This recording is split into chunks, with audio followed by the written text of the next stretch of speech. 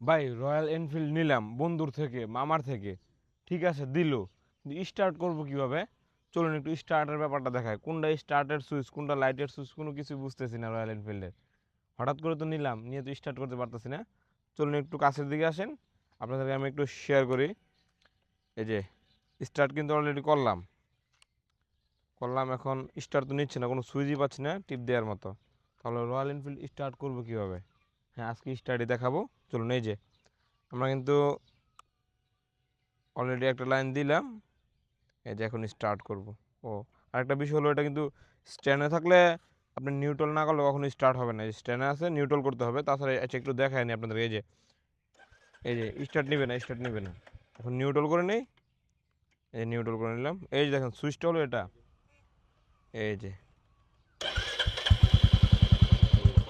Start কিন্তু already নিয়ে নিছে।